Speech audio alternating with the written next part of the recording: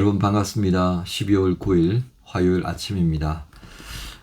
오늘 요엘서 3장 말씀인데요. 요엘서 짧은 말씀이기 때문에 오늘 3장으로서 요엘서는 끝나게 되겠습니다. 오늘 3장 말씀을 통해서 은혜 나눕니다. 우리 함께 말씀 봉독할 부분은요.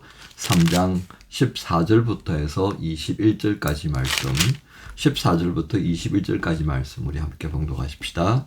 사람이 많으며 심판의 골짜기에 사람이 많으며 심판의 골짜기에 여호와의 날이 가까움이로다. 해와 달이 캄캄하며 별들이 그 빛을 거두도다. 여호와께서 시온에서 부르짖고 예루살렘에서 목소리를 내시리니 하늘과 땅이 진동하리로다. 그러나 여호와께서 그의 백성의 피난처 이스라엘 자손의 산성이 되시리로다. 그런즉 너희가 나는 내 성산 시온에 사는 너희 하나님 여호와인 줄 알 것이라. 예루살렘이 거룩하리니 다시는 이방 사람이 그 가운데로 통행하지 못하리로다. 그날에 산들이 단 포도주를 떨어뜨릴 것이며 작은 산들이 젖을 흘릴 것이며 유다 모든 시내가 물을 흘릴 것이며 여호와의 성전에서 샘이 흘러나와서 시딤 골짜기에 되리라.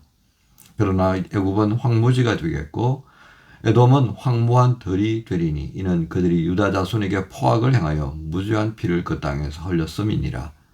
유다는 영원히 있겠고 예루살렘은 대대로 있으리라.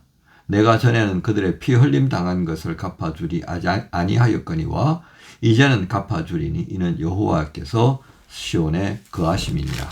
아멘. 오늘 말씀 제목은 하나님은 결코 성도들을 떠나지 않으신다. 하나님은 결코 성도들을 떠나지 않으신다 하는 제목으로 말씀 함께 나눕니다. 오늘 요엘서 3장의 말씀의 부분에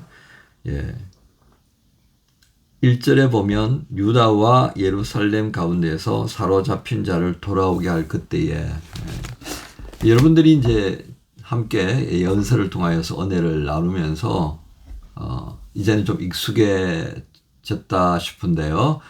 하나님께서 예언하실 때 그 예언은 이 대선지서나 소서신서의 서신서의 그 예언의 핵심은 이스라엘은 망한다는 겁니다. 이 시점에서 돌이키지 않으면 망하게 될 것이 분명하다. 그 돌이키라고 하는 것은 우상과 하나님의 공의와 정의를 위하여서 돌아서라는 것이었습니다. 우상에게서 돌아서고 불의한 모든 행위로부터 돌아서는 것이었습니다. 그래서 어저께 시간에 그 회개는 옷을 찢는 그런 외형적인 회개가 아니라 마음을 찢는 것이었습니다. 그것을 통하여서 완전히 새 마음으로 바뀌어지는, 그래서 새 영을 부어주신다는 말씀을 우리가 들었는데요. 이제 하나님께서 돌아오게 하시는 회복의 그 포로기를 마치고 돌아오게 되는 그런 새로운 장으로 말씀을 이어가십니다. 자, 그런데 오늘 이 말씀 속에 어떤 부분들을 우리가 보아야 하느냐면요. 하나님께서 이 돌아오게 하실 때에 그 백성들이 겪었던 고통의 시간들이 있었을 거 아닙니까? 그죠? 바로 그 고통의 시간에 고통을 더해준 이들에 대한 심판의 말씀을 이어갑니다. 그러니까 이런 패턴들은요, 선지서에 공통적으로 들어있는 겁니다. 이스라엘을 하나님께서 멸하시고 난 다음에 그 주변 국가들이 함께 또 심판을 당하는 것을 말씀하시거든요. 왜 그럴까요? 왜 그럴까요? 왜 그러냐면 오늘 말씀을 가만히 읽어보시면요. 2절부터 어떤 말씀들이 이어지느냐 하면 이들이 위기에 처하였을 때에 유다를 소위 말하는 약탈의 대상으로 삼고 그들이 이익을 취하는 기회로 삼았다는 겁니다. 그러면서 2절에 보면 여호사밧 골짜기라고 하는 걸 등장합니다. 여호사밧 골짜기. 자, 만국을 모아서 그 여호사밧 골짜기로 내려가시면서 뭘 하시느냐를 우리가 생각해 봐야 되는데요. 이 여호사밧 골짜기가 뭘 의미하느냐면 여호사밧이라고 하는 말 자체는 여호와는 심판자다라고 하는 말입니다. 여호와는 심판자. 그런데 이 여호사밧 골짜기라고 그랬잖아요. 하나님께서 심판하는 장소를 말씀하셨다. 이렇게 보시면 되겠습니다.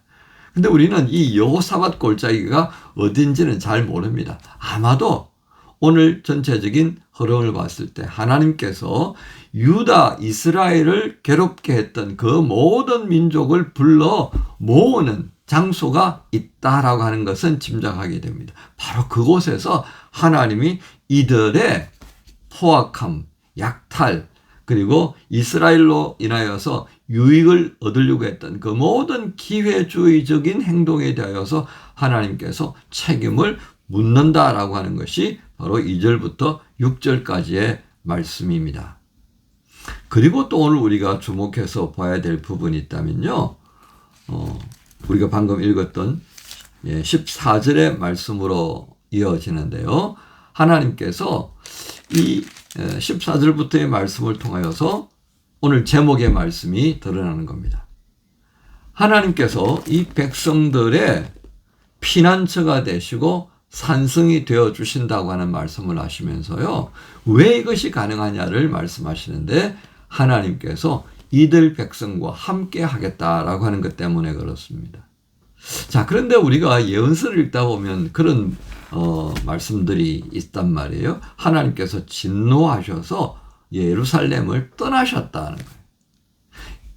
이사야서도 그렇고 예레미야서도 그렇고요. 모든 선지서에 이 부분이 아주 강렬하게 등장합니다. 그래서 예루살렘을 하나님이 떠나셨기에 이 예루살렘이 느부갓네살에게 넘어갈 수 있겠다는 거죠. 그런데 오늘 요엘서의 말씀을 보면요. 하나님께서 이 예루살렘에 다시 임재하신다는 것. 다시 하나님께서 계시면서 그 주권을 나타내 보이시겠다라고 하는 것을 보여줍니다. 그러면서 저는 오늘 이 말씀을 통하여서요. 하나님께서 가지신 이 사랑이라고 하는 것을 또 한번 생각해 보게 됩니다. 즉 그것은요. 하나님께서 이스라엘을 향하여 진노하셔서 이스라엘을 떠난 것처럼 보인단 말이에요. 그러니까 느부갓네살이 와서 예루살렘에 있던 백성들을 다 사로잡아가고 성전에 있는 그 모든 보물들을 다 바벨론으로 가져가잖아요. 흡사 그것은 무엇과 같습니까? 하나님이 계시지 않는 것과 똑같습니다. 주인이 집을 비워버렸으니까 도둑들이 들어와가지고 다 드러나가는 것과 똑같다고 말해요. 우리는 이걸 신학적으로 표현하면 하나님께서 입을 닫아버리셨다. 능력의 손을 거두어버리셨다. 이렇게 우리가 말할 수 있겠다는 겁니다. 그런데 참으로 회개하는 마음을 찢고 그리고 그들이 하나님께 돌아와 부르짖도 그럴 때에 주의 영이 임하여져서 저들을 새롭게 세워가는 그런 역사의 전환기에 어떻게 하신다고요? 하나님께서 다시 이들의 피난처가 되시고 이들의 산성이 되시면서 이 이스라엘 백성들을 억압하고 약탈하고 기회를 가졌던 그 모든 민족들을 불러 모아서 심판하시겠다라고 하는 겁니다. 그 심판한 장소가 어디라고요? 여호사밧 골짜기다. 이렇게 정리할 수가 있겠습니다.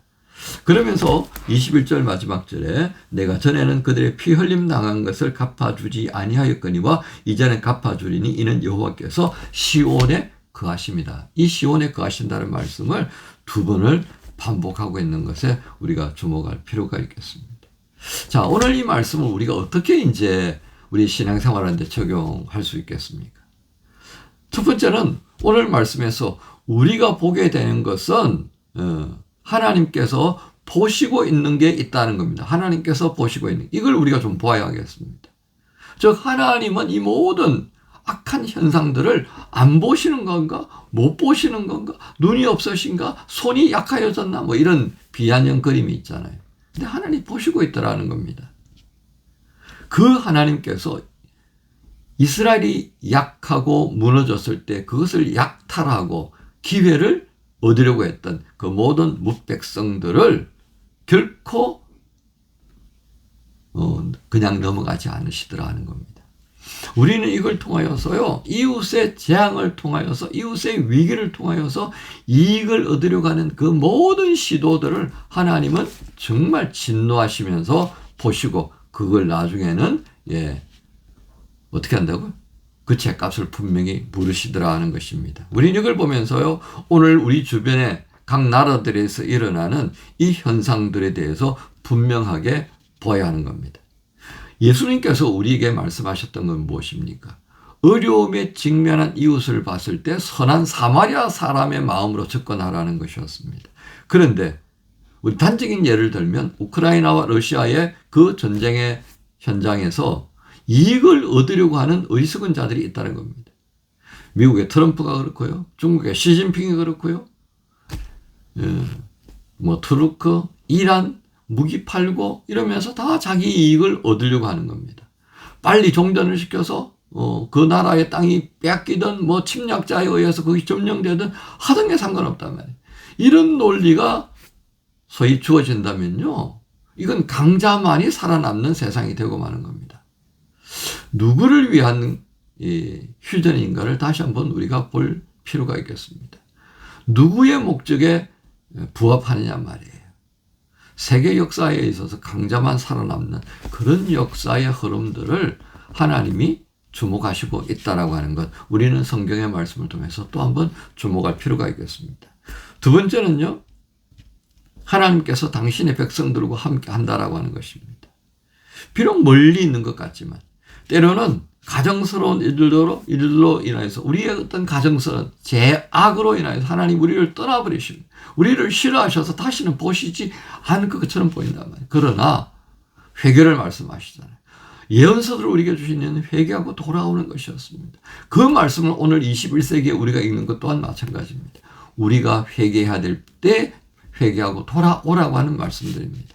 우리는 이 말씀을 보면서요, 우리의 믿음이 새로워질 수 있는 기회를 또한 이렇게 주신다는 것을 알아야 하겠습니다.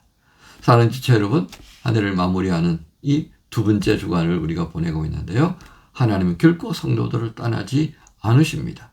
사랑하시는 까닭에 그렇습니다.